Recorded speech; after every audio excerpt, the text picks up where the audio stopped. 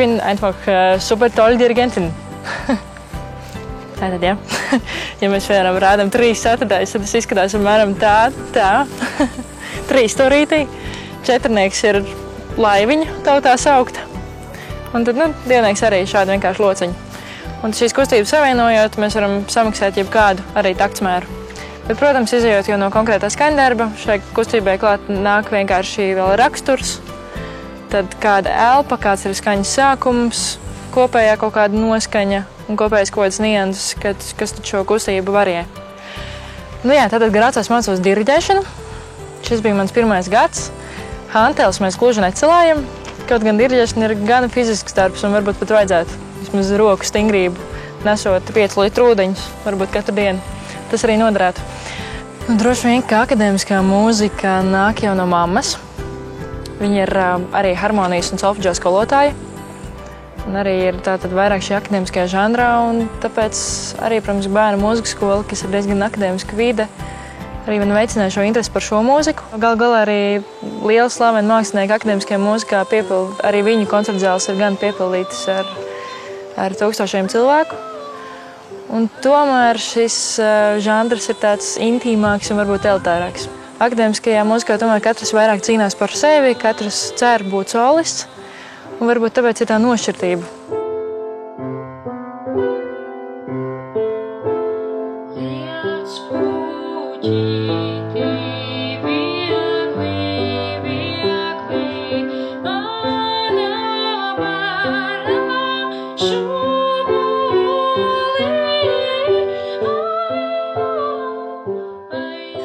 Es gribēju mazliet svaigāku skatu, jo, lai cik es novērtēju Latvijā klasisko izglītību un to, kas man bija pirms tam, tomēr man šķiet pāris izglītības lietas tādas mazliet ierosējušas.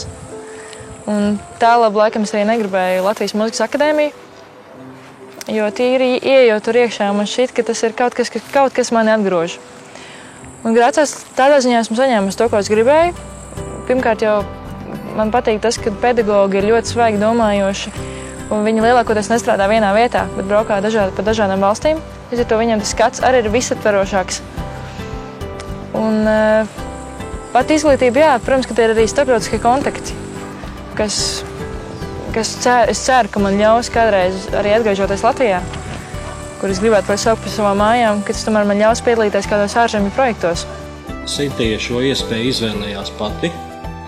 Mums nezinot, pati viņa aizbrauca uz Grācu, pati viņa iestājās šajā te universitātē mūzikas, un man atkal likās, ka tas tāds, cilvēka kārtējais dzīves etaps.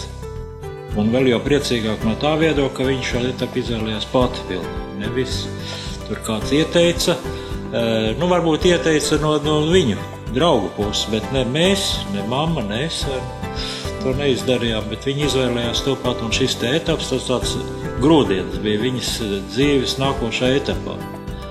Jo tā bērnības daļa it kā beidzās.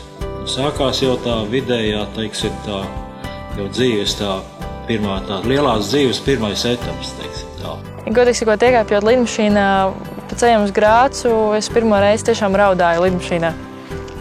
Un tas bija tāds gana neizskaidrojams, tāds patriotisks sentiments par to, ka ir jābrauc prom no mājām, kur galu galā ir bijis diezgan labi un silti. Un tad, protams, kad arī valoda. Tā ir tā, kas sākumā ārkārtīgi nogurdina. Ja no sākums nevarēja izskaidrot savu nogurumu, kāpēc vakaros nāku tik pārgurusi, jo tomēr es arī Latvijā biju radusi pie lielas slodzes, bet tomēr tā koncentrēšanās un nemitīgā domāšana svešvalodā paņem tik daudz spēka sākumā. Un tam ir vajadzīgs vienkārši treniņš laiks, lai pie tā pierastu. Bet pēc tam jau otrais semestris bija daudz jaukāks, jo, protams, ka arī pamazām atnāk tie draugi. Tu nevari vienkārši atbraukt pirmajā dienā un uzspiest, ka tagad es draudzēšos ar visiem. Tam ir, protams, ka vajadzīgs laiks. Un cik es dzirdēju arī no citiem studentiem, tas vidējais laiks ir 4-5 mēneši, kad tu pārvari tās varbūt māju arī skumjas, un kad tu jūties mazliet iedzīvojies un saprati, kur tu esi un kas ar tev notiek. Es visu vasaru pavadīju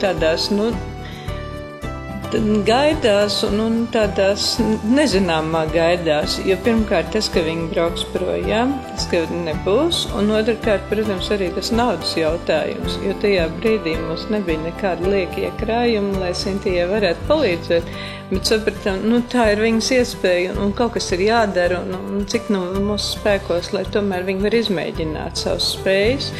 Jo es domāju, ja cilvēks neizmēģina tādu iespēju, viņam droši vien, ka visu mūžu pēc tam ir tāda pārstības sajūta. Pirms es braucu iestāties uz iestāju eksāmeniem, man nebija nekādas nojausmas par to, kā es finansēšu savu, piemēram, izdzīvošanu. Un es tomēr braucu, un es domāju, labi, jāapstāsta, vai es vispār tur varu iestāties. Es aizbraucu, iestājos, atbraucu atpakaļ, man joprojām nebija nekādas nojausmas, kā es to finansēšu. Es zināju, ka es esmu iestājusies. Viens punkts man bija. Tad es sāku staigāt par visādiem iestādījumiem.